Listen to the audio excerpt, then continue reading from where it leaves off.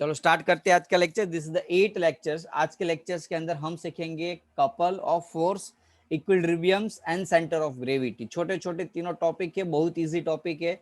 वैसे तो देखने बैठे तो कपल्स ऑफ फोर्स एनसीईआरटी में ज्यादा डिटेल्स में नहीं इतना भी दिया, इक्विलिब्रियम्स में भी बहुत और एनसीईआरटी में दिया है, तो कोई दूसरी एसएलआर या दूसरी कोई बुक्स के अंदर इतना डिटेल में नहीं दिया है, जस्ट बिकॉज क्योंकि ये टॉपिक की थियरी बहुत कम चांसेस होते हैं, जनरली निग्लेक्टेड होते हैं, लेकिन फिर भी जस्ट रिवाइज कर लो, क्योंकि ये थियरी भले इतनी इंपॉर्टेंट नहीं है, इसके उसकी बेसिस पे जो न्यूमेरिकल्स है ना वो बहुत ज्यादा इंपॉर्टेंट है। और एक छोटा सा टॉपिक है centre of gravity, just easy topic है, खाली ओवरव्यू में दे दूंगा तो भी पता चल जाएगा बच्चों। तो स्टार्ट करते हैं। तो पहला हमारा टॉपिक आज का रहेगा कपल ऑफ फोर्स। वैसे तो आपको पता होगा कि नल जब आप टेप चालू करते हो घर के अंदर बाथरूम में, तो क्या आप एक उंगली से चालू कर सकते हो कभी? Hello, okay. ऐसी कोई भी चीज जनरली ड्राइविंग करते होते तो हमें क्या करना पड़ता है, या तो स्टीयरिंग को एकदम खींच के पकड़ना पड़ता है, सिंगल सिंगल फिंगर से आप स्टीयरिंग को घुमा नहीं सकते। ऐसे कोई भी चीज को जब घुमाना होता है पर्टिकुलर, तो we have to need the two force. तो ऐसे टू फोर्स का जो कॉम्बिनेशन है उसको हम कपल्स बोलते हैं। लेकिन देयर में बी सम कंडीशंस कपल की, क्योंकि ऐसा जरूरी नहीं कि दो फोर्स हो उसको कपल बोलते।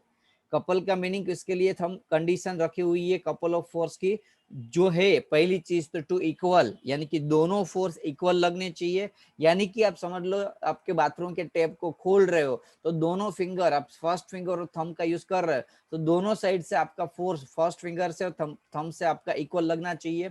दूसरा, ऑन लाइक पैरेलल, पैरेलल नहीं होना चाहिए, क्रॉसली होना चाहिए। ऐसा नहीं कि भाई लाइक एग्जांपल फॉर ये टेप है, समझ लो, एक मिनट, ये टेप है, यहाँ आपने ऊपर फोर्स लगाया, यहाँ आपने नीचे फोर्स लगाया, ओके। तो सिचुएशन को क्या करना है आपको, ऑन लाइक पैरेलल, तो ये घूमेगा। ऐसा करोगे तो घूमेगा। अब ऐसे ऐसा करोगे तो दोनों फोर्स ऐसे लगाओगे, घूमेगा वो। ये लाइक पैरेलल। अनलाइक का मीनिंग ऐसा भी समझ सकते हो आपकी एंटी पैरेलल, कंफ्यूजन ना होना हो जैसे याद रख ले, एंटी पैरेलल। ओके, पैरेलल है लेकिन एंटी पैरेलल है, एक ऊपर और एक नीचे, एक ऐसे क्रॉस में लग रहा है तो साथ में दूसरा इसके इस साइड पैरेलल में लग रहा है। जरूर नहीं कि एग्जैक्ट ऊपर ही लगे, आप ऐसे भी फोर्स लगा सकते हो, लेकिन देखो हर एक कंडीशन में फोर्स कौन सा होगा बच्चों, एंटी पैरेलल ही होगा। यानी कि एंटी पैरेलल होना चाहिए, इक्वल होना चाहिए, और दूसरा whose lines of action are not the same। तीन कंडीशन है, उसकी लाइन ऑफ एक्शन सेम नहीं होनी चाहिए। बोले कि सर ये क्या है लाइन ऑफ एक्शन? देखो यहाँ मैं फोर्स लगा रहा हूं तो ये उसकी लाइन ऑफ एक्शन हुई, हाँ कि ना? यहाँ मैं फोर्स लगा रहा हूं तो ये उसकी लाइन ऑफ एक्शन हुई, हाँ कि ना? ये दोनों लाइन ऑफ एक्शन क्या है, अलग अलग है। अब बोलोगे सर ऐसा कैसे? देखो एक नल है, आप उसमें से ऊपर भी लगा रहे हो नीचे भी लगा रहे हो, क्या वो घूमेगा? एक ही पोजीशन पे ऊपर नीचे घूमेगा? जैसे कि आप ये चकली है ना, ओके, आपने ऊपर यहाँ फोर्स लगा, यहाँ फोर्स लगा, नहीं घूमेगा। क्यों? क्योंकि लाइन ऑफ एक्शन क्या हो गई, इक्वल हो गई। आपको एक जगह पे ऊपर और दूसरे साइड्स पे नीचे, ऐसा अलग अलग पॉइंट ऑफ एक्शन से आपको फोर्स लगाना पड़ेगा, और वो फोर्स जब मिलता है तब वो ऑब्जेक्ट घूमता है, यानी कि रोटेशंस करता है। तो इसलिए नीचे सेकंड स्टेटमेंट में लिखा है कि effect of couple is rotation. Rotation की इफेक्ट से क्या होता है, कोई भी ऑब्जेक्ट कपल की इफेक्ट क्या होता है, रोटेशंस होता रहता है। बोल कपल ऑफ फोर्स में कोई डाउट बच्चों? No sir. हर्ष बोल। No sir. सर कोई बीजो एग्जांपल आपन? બીજું એક્ઝામ્પલ આપણે કોઈ પણ વસ્તુને પકડીને ગોળ ફેરવતા હોય, આમ તો जनरली हम ज्यादा तो ये नेट का ही टेप का एग्जांपल है, लेकिन दूसरा एग्जांपल हम समझ ले।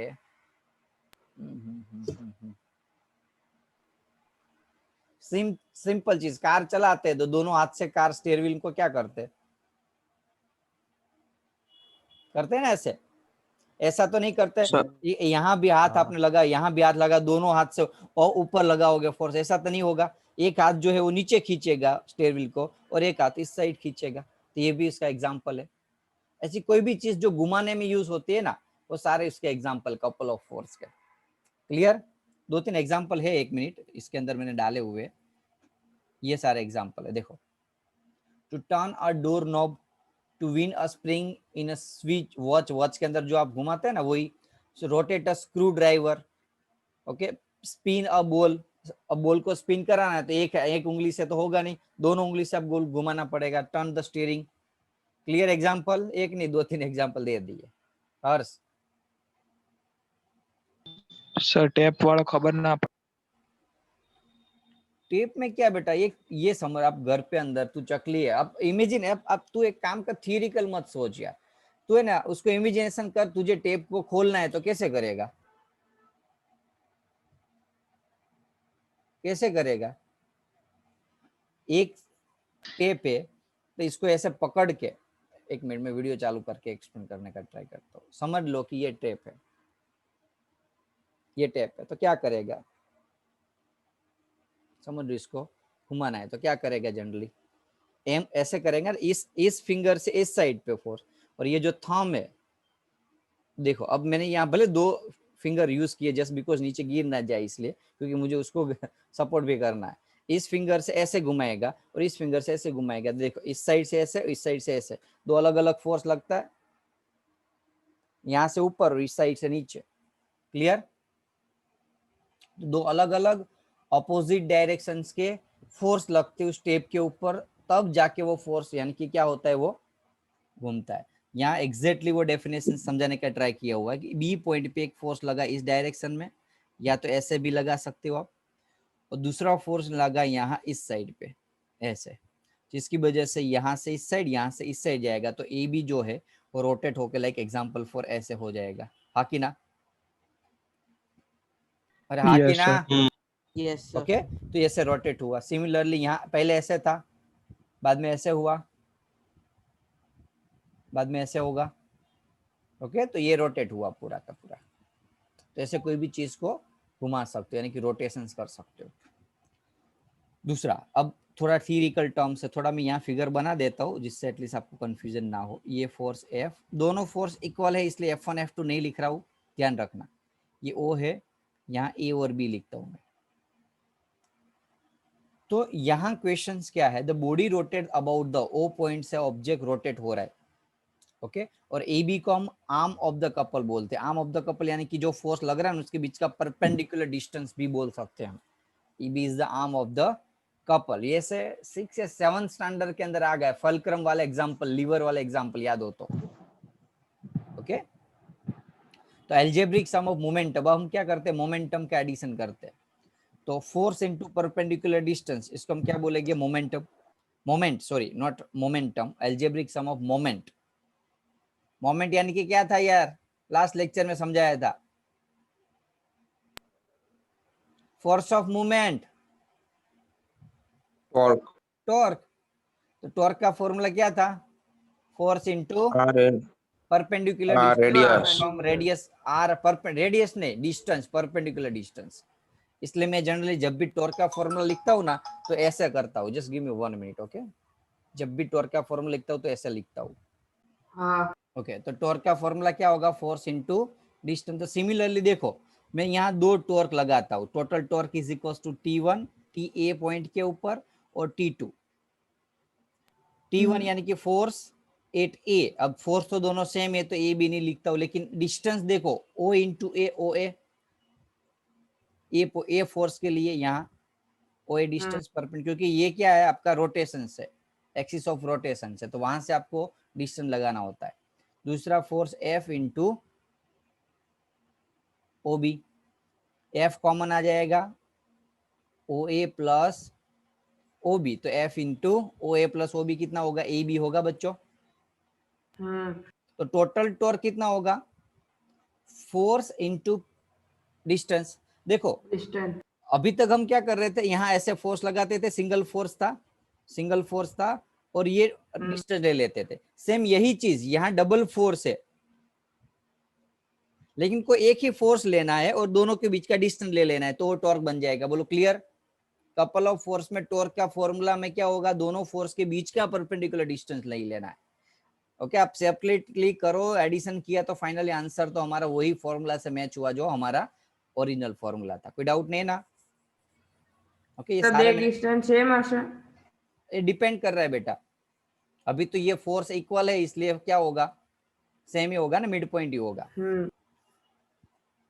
ओके लेकिन ऐसे सम आएंगे जिसमें अलग अलग डिस्टेंस भी हो सकते हैं। बाद में आपको क्या करना पड़ेगा, मोमेंटम सॉरी वो टॉर्क का फॉर्मूला इक्विलिब्रियम का कंडीशन लगाना पड़ेगा, वो अभी नेक्स्ट टॉपिक में है। तो C is equals to moment of couple यानी कि वन टाइप ऑफ टॉर्क ही हुआ, is equals to product of either force and perpendicular distance between the force. Either force इसलिए कोई एक फोर्स लेना है क्योंकि दोनों फोर्स सेम है और दोनों फोर्स के बीच का परपेंडिकुलर डिस्टेंस, इसको हम क्या बोलते हैं, मोमेंट ऑफ कपर। कोई डाउट बच्चों इसमें? हाँ सर। बहुत इजी है ये तो, और ये उसका एग्जांपल है। तो कपल में कोई डाउट नहीं है ना, देख लो एक बार फिर से। कपल यानी कि कपल ऑफ फोर्स यानी कि इक्वल, एंटी पैरेलल और सेम लाइन ऑफ एक्शन में ना हो ऐसे फोर्स को हम क्या बोलते हैं, कपल बोलते हैं। Effect of couple is rotation, आप क्या करो, रोटेशन कर सकते हो। Two force F and F acting, यहाँ दोनों फोर्स लग रहा है ए और बी पॉइंट के ऊपर। ओके दोनों पॉइंट ए ओ पॉइंट के अबाउटली रोटेटेड कर रहा है, इसलिए जो डिस्टेंस लेना होगा वो ओ से लेना होगा, परपेंडिकुलर डिस्टेंस। तो F into O A plus दूसरा फोर्स क्या है एफ टू इंटू ओ, अभी F1 F2 इक्वल है इसलिए एफ ले लेते हैं, एफ कॉमन, तो ओ ए प्लस ओ बी कितना हो जाएगा ए बी। तो ये हुआ आपका कपल ऑफ फोर्स यानी मोमेंट ऑफ कपल का फॉर्मूला, और ये उसके एग्जाम्पल। इजी टॉपिक था। अभी क्वेश्चंस एग्जाम में एनसीईआरटी में भी शायद दिया हुआ है कि prove that moment of couple is independent of origin, यानी कि ओरिजिन यानी कि क्या, जो अभी कोई पूछ रहा है कि सर ये एग्जैक्ट मिडल में ही होगा, नहीं ऐसा कोई जरूरी नहीं है, यहाँ भी हो सकता है, हाँ कि ना। तो ये डिस्टेंस लेना है और ये डिस्टेंस, तो देखो ये पॉइंट कहाँ भी हो, ये डिस्टेंस जो परपेंडिकुलर डिस्टेंस है दोनों फोर्स के बीच का, वो चेंज होने वाला है बच्चों।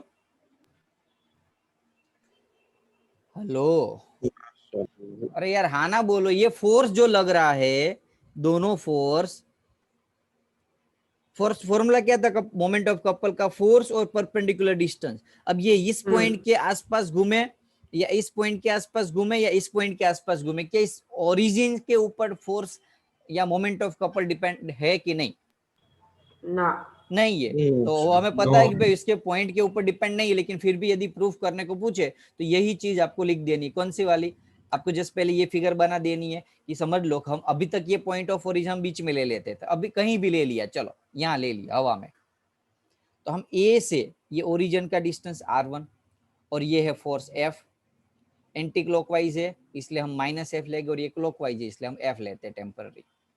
बी से ये लाइन ऑफ एक्शन, क्योंकि ऑब्जेक्ट समझ लो कि हम ओरिजिन हमने यहां से लिया तो ये ले लेते। ओके तो moment of couple is equals to force into displacement होता है। अब पहला फोर्स कितना है -F इनटू डिस्टेंस कितना है r1, दूसरा फोर्स है +F, डिस्टेंस कितना है r2। ओके F को यदि मैं कॉमन लूं तो ऐसा लिख सकता हूँ r2 - r1। F को कॉमन निकाला, r2 पहले लिखा और -r1 पीछे लिखा, तो F is equals to r2 - r1, जिसको r21 लिख सकते हो। तो देखो बच्चों ए बी को r21 नहीं लिख सकता हूँ, वेक्टर याद करो, वेक्टर याद करो, minimum distance between the two point, displacement vector. ये O, A से O जाओ और O से A जाओ, आप डिस्प्लेसमेंट कितना हुआ, ए बी हुआ कि नहीं?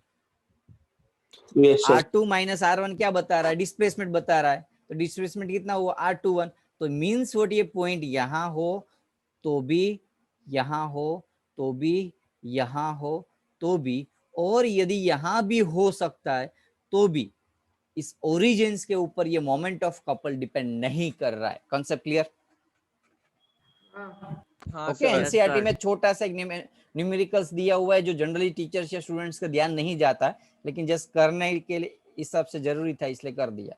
यही चीज जो मैंने अभी आगे बढ़ता दी ना, ये अभी साइड में जो कैलकुलेशन वो यहाँ दिया हुआ है। मुझे ऐसा लगा कि नहीं दिया होगा, मैंने लिख किया होगा कॉपी पेस्ट, लेकिन किया हुआ है तो आप लिख लेना इसमें से। सो इट इज क्लियर, यानी कि डिस्टेंस ए भी मिला जो ओरिजिन के ऊपर डिपेंड नहीं कर रहा, इसलिए मोमेंट ऑफ कपल भी ओरिजिन के ऊपर डिपेंड करेगा नहीं। बोलो मोमेंट ऑफ कपल में कोई डाउट? ના સર તમે ઇન્ટુ r2 કેમ કર્યું?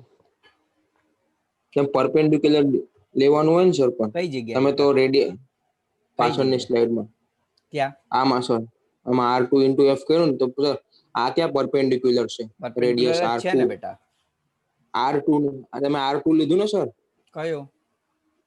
આ તમે plus F into R2 B. લીધું ને તમે આ R2. હા અને into હા. F કર્યું તો સર એ તો પરપેન્ડિક્યુલર ક્યાં છે? એ તો બંને તો પેરેલલ છે.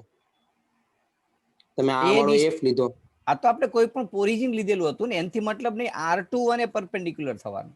જો આ ફોર્સ હમ. તે અહીંયા રાખ્યો તે અને આ ફોર્સ હમ. અહીંયા રાખ્યો, આ પરપેન્ડિક્યુલર ડિસ્ટન્સ થયું. તું એવું કહેવા માંગે છે ને કે R2 કઈ રીતે પરપેન્ડિક્યુલર? તો ઓરિજિન લીધેલું હતું, એ પરપેન્ડિક્યુલર ડિસ્ટન્સ નથી, આ તો ખાલી ડિસ્ટન્સ છે. આપણે ફલ્ક્રમ થી હમ. આપણે જે ફોર્સ છે ને એ ડિસ્ટન્સ છે. કદાચ અહીંયા મે બી કદાચ ક્વેશ્ચનમાં એ રીતના લખી શકીએ આપણે કે ફોર્સ છે ને એ આ અહીંયા લાગે છે, રાઈટ, હમ. અને એની વચ્ચેનું પરપેન્ડિક્યુલર ડિસ્ટન્સ આ છે. એક મિનિટ,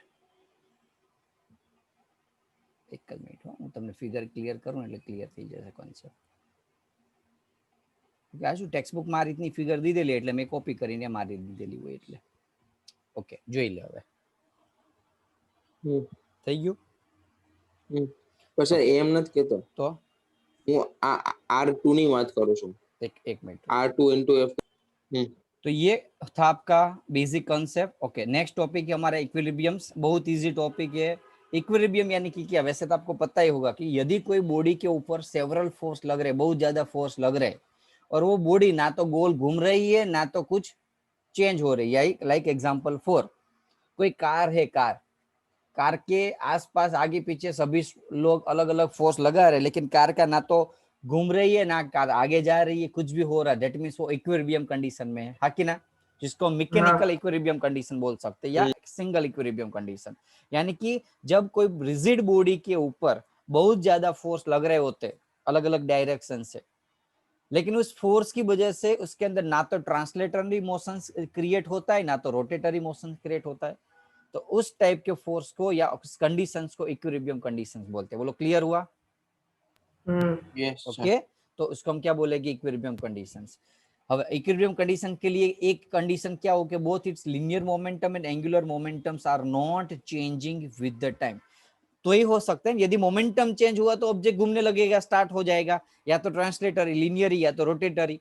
लेकिन यदि मोमेंटम ही चेंज हो नहीं रहा है, यानी कि मोमेंटम चेंज नहीं हो रहा है, इसका मीनिंग वो स्टेडी है. तो जब भी आपको एग्जाम में ये क्वेश्चन पूछे कि ये बॉडी जो है वो इक्विलिब्रियम है, तो क्या लगा दो आप? मोमेंटम कंजर्वेशन लगा दो. मोमेंटम जैसे कि समझ लो यदि वो ट्रांसलेटरी मोशन नहीं कर रहा है, ये ऑब्जेक्ट है और आगे नहीं जा रहा है, इसका मीनिंग क्या हुआ? हेलो, इसका मीनिंग क्या हुआ? ऑब्जेक्ट क्या है? इक्विलिब्रियम कंडीशन में है. उसके ऊपर ऊपर के फोर्स जो है उतने नीचे के फोर्स है, इस साइड के फोर्स है उतने इस साइड के फोर्स है, हाँ कि ना? Yes, sir. तो आपको क्या करना है उस कंडीशन में? आपको क्या बता देना है? फोर्स को कंपेयर कर देना है. Upward force is equal to downward force, left side force is equal to right side force. वैसे तो इस साइड ऐसे ऑफिशियली लोअर स्टैंडर्ड में हो तो मैं ऐसा समझा सकता हूँ ऐसे फोर्स कंपेयर करो. लेकिन अभी आप इक्विलिब्रियम कंडीशंस को थोड़ा सा और क्लैरिफिकेशन करो तो उसमें, क्योंकि यहाँ वर्ड क्या लिखा हुआ है? Momentum, sorry, rotatory motion. जब अब रोटेटरी मोशंस आता है तो हमें समझ लो कि इस ऑब्जेक्ट के ऊपर मैं फोर्स लगा रहा हूँ, ये इस साइड का फोर्स है, ये इस साइड का फोर्स है. सॉरी, एक काम करो, दूसरी फिगर बना रहा हूँ. अलग अलग इस ऑब्जेक्ट के ऊपर फोर्स लगा रहा हूँ. समझ लो इसके ऊपर मैं ऐसे फोर्स लगा रहा हूँ, इसके ऊपर ऐसे फोर्स लगा रहा हूँ, इसके ऊपर ऐसे फोर्स लगा रहा हूँ. तो सभी फोर्स अलग अलग है कि नहीं? देख लो, कोई लेफ्ट साइड घुमाता है, कोई राइट साइड घुमाता है. फोर्स है घुमाने के लिए, वो रेडी भी है, लेकिन उसका ऑपोजिट वाला कोई दूसरा फोर्स है जो फोर्स क्या कर रहा है? समझ लो कि ये F1 क्लॉकवाइज घुमाता है, तो सामने ये क्या कर रहा है? F2 है, वो एंटी क्लॉकवाइज घुमाएगा, उतने फोर्स से. इसका मीनिंग ये जो टॉर्क है वो क्या हो जाएगा? एक दूसरे से कैंसल आउट हो जाएगा. इसका मीनिंग इस केस के अंदर यदि समझ लो कि ऑब्जेक्ट इक्विलिब्रियम यानी कि ट्रांसलेटरी मोशंस की जब हम बात करें इक्विलिब्रियम है, तो दोनों दो तरीके से इक्विलिब्रियम हो सकते हैं. इक्विलिब्रियम यानी कि वो ना तो घूमना भी चाहिए और ना तो मूवमेंट भी होना चाहिए. समझ में आ रहा है मैं क्या कह रहा हूं? तो दो कंडीशन, उसके ऊपर लग रहे फोर्स, नेट फोर्स भी जीरो हो गए क्योंकि वो ट्रांसलेटरी मोशन नहीं कर रहा है, और दूसरा क्या होगा, कोई बता सकता है? यदि रोटेटरी मोशन नहीं कर रहा है तो कौन सा 0 होगा? Hello, moment, net torque. Torque, okay, torque तो है जो घुमाता है, अब घूमता नहीं है, इसका मीनिंग नेट टॉर्क क्या है? 0 है। This zero, is the best conditions of equilibrium. जब भी ऐसे न्यूमेरिकल पूछे तो ये दो फॉर्मूला लगा दो, सम सॉल्व हो जाएगी गारंटेड। कोई भी फॉर्मूला हो, कोई भी सम हो, इक्विलिब्रियम से कोई भी सम हो, उसमें ये दो फॉर्मूला लगा दो, सम क्लियर हो जाएगा आपके, गारंटेड सम आंसर आ जाता है। ओके, उसके बारे में थोड़ा डिटेल्स में देखते हैं। तो पहले जो बताया हुआ है, ओके, फोर्स 0 हो गए, नेट फोर्स 0 हो गए, और दूसरा अभी मैंने बताया वो है नेट टॉर्क 0 होता है, नेट टॉर्क 0 होता है। ओके, अब कोई बोल सकता है इसमें मोमेंटम होगा कि नहीं होगा? हेलो, मोमेंटम के बारे में कुछ कांस्टेंट बता? हशे ने? यस, वेरी गुड, कांस्टेंट है। देखो, टॉर्क का फॉर्मूला क्या था? रेट ऑफ मोमेंटम था। हाँ, डीएल फोर्स का फॉर्मूला क्या था? रेट ऑफ मोमेंटम था। ये लीनियर फोर्स है तो पी वाला, और टॉर्क यानी कि रोटेशनल फोर्स है तो लीनियर मोमेंटम। एल वाला, अब ये टॉर्क 0 कब हो सकता है, फोर्स 0 कब हो सकता है? एल जो है एंगुलर मोमेंटम है, टोटल एंगुलर मोमेंटम, वो क्या हो रहा है? Does not change with the time, time के साथ वो चेंज नहीं हो रहा है। So that's why the net torque will be 0। Similarly ऊपर की कंडीशन में टोटल लीनियर मोमेंटम जो था वो does not change with the time. Means what, एक और हमें पता चला कि जब ऑब्जेक्ट इक्विलिब्रियम कंडीशन में है तो उसके ऊपर नेट फोर्स तो 0 लगता है। यदि समझ लो आपको नेट फोर्स के बारे में कुछ ज्यादा इंफॉर्मेशन नहीं दी है क्वेश्चन में, you can also apply the law of conservation, यानी कि net momentum before is equals to momentum after. ये लगा सकते हो, हाँ कि ना? हाँ, ओके, हाँ Yes, sir. Same sir. Condition में जब नेट टॉर्क 0 है, मैं आपको एकदम अंदर घुसा रहा हूं टॉपिक के अंदर। ओके, यदि नेट टॉर्क 0, जैसे कि ये सेकंड केस में बताया हुआ है, नेट टॉर्क 0 यानी कि एंगुलर मोमेंटम जो पहले का है वो एंगुलर मोमेंटम आफ्टर का होगा। Initial angular momentum, final angular momentum is equals to. तो ऐसे भी सम सॉल्व हो सकते हैं। समझ लो आपके पास ये डेटा नहीं है टॉर्क के बारे में, लेकिन एंगुलर मोमेंटम दिया हुआ है, तो ऐसे भी क्वेश्चंस न्यूमेरिकल सॉल्व आउट कर सकते हो। So this is the main condition, this is the main concept regarding this equilibrium. याद दूसरा रहे ना रहे, इक्विलिब्रियम्स के अंदर एक चीज याद रख लो, क्या? Torque 0, force 0, momentum constant, angular momentum constant, बस खत्म। 4 चीज याद रख ली, इसका आपको भरपूर फायदा होगा। यहाँ यदि कोई डाउट हो तो बताओ। सर एक और रिपीट करो। ओके, देखो, पहली चीज इक्विलिब्रियम्स के बारे में। तो इक्विलिब्रियम क्या है कि समझ लो ये टेबल है मेरे सामने, या आपके सामने कोई टेबल है, टेबल के ऊपर आप फोर्स लगा रहा हो, लेकिन इस टेबल के ऊपर कोई भी फोर्स का इफेक्ट नहीं हो रहा है। यानी कि ऐसा तो कुछ होगा, जो आप जो फोर्स लगा रहे हो उसका अपोजिट वाला कोई दूसरा फोर्स आप इस टेबल के ऊपर लग रहा है और उसकी कुछ इफेक्ट नहीं हो रही है।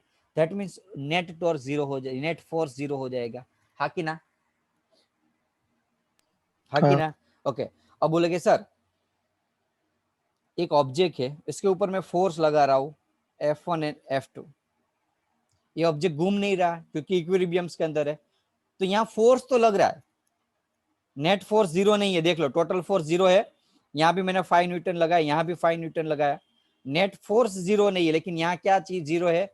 Net torque 0, sorry, net force 0 है, F1 ऊपर और F2, लेकिन नेट टॉर्क 0 होगा नहीं। यानी कि यदि ऐसे केस के अंदर ऑब्जेक्ट लीनियर इक्विलिब्रियम हो सकता है, यानी ट्रांसलेशन मोशन नहीं कर सकता, लेकिन रोटेशनली इक्विलिब्रियम नहीं भी हो सकता, और ऑब्जेक्ट रोटेट कर सकता है लेकिन लीनियर मूवमेंट नहीं कर सकता, तो उसको इक्विलिब्रियम तो नहीं बोल सकते, क्योंकि इक्विलिब्रियम यानी कि कुछ भी मूवमेंट नहीं होना चाहिए, तो ये भी नहीं होना चाहिए। और ये कब नहीं होगा? जब नेट टॉर्क भी 0 हो साथ में। जनरली स्टूडेंट क्या मार खा जाते हैं कि इक्विलिब्रियम यानी कि नेट फोर्स 0, नहीं, फोर्स लगता हो फिर भी यदि ऑब्जेक्ट मूवमेंट कर रहा है, नहीं कर रहा है, तो उसके अंदर रोटेशनल मोशन हो सकता है, और यदि रोटेशनल मोशन हो सकता है तो इक्विलिब्रियम कंडीशंस फुल्ली नहीं कहलाएगी। फुल्ली इक्विलिब्रियम तभी कहलाएगी जब ऑब्जेक्ट रोटेशनल मोशन भी नहीं कर रहा है और रोटेशनल ट्रांसलेशन मोशन भी नहीं कर रहा है। तो ट्रांसलेशन मोशन में क्या कंडीशन है, नेट फोर्स 0 होना चाहिए, उसके ऊपर लग रहे सारे फोर्स का सम 0। जैसे कि कोई फोर्स ऊपर लग रहा है 5 न्यूटन, तो एक फोर्स नीचे लग रहा है 5 न्यूटन, 0 हो गया नेट फोर्स। अब बोलोगे सर ये क्या है रोटेशनली मोमेंटम? रोटेशनल मोमेंटम यानी कि नेट टॉर्क 0 होना चाहिए। टॉर्क की वजह से ऑब्जेक्ट रोटेट कर रहा है और टॉर्क ही नहीं होगा तो रोटेट कहां से करेगा? तो इस कंडीशन में आपको क्या होना चाहिए, नेट टॉर्क 0 होना चाहिए। अब जब नेट फोर्स 0 कब होता है, पी कांस्टेंट हो तो, मोमेंटम लीनियर मोमेंटम कांस्टेंट हो तो, और टॉर्क 0 कब होता है, एंगुलर मोमेंटम कांस्टेंट हो तो। देखो बच्चों ये पूरा का पूरा 2 पेज में जितने भी थियरिकल टर्म्स लिखे ना, ये उसका बाप है। क्यों? इतना याद रख लो ना, आप आराम से सारे टॉपिक को इजीली समझ सकते हो। एक ही चीज हर एक के अंदर थोड़ा डिटेल में समझाई हुई है, यदि आपने रीड किया होगा तो पता चल गया होगा। बोलो आप क्लियर? Yes sir. पक्का Yes, ना? sir. ओके। प्रिंसिपल मोमेंट अब थोड़ा थोड़ा फटाफट घुमा देता हूं, जस्ट बिकॉज ये सारे टॉपिक आपने ऑलरेडी 7th 8th स्टैंडर्ड में आई थिंक कर चुके। लीवर फलक्रम पता है ना? जैसे एक बार नजर घुमा लो। ओके, एक बार नजर घुमा लो, एनसीईआरटी में नहीं दिया लेकिन फिर भी करा रहा हूं आपको।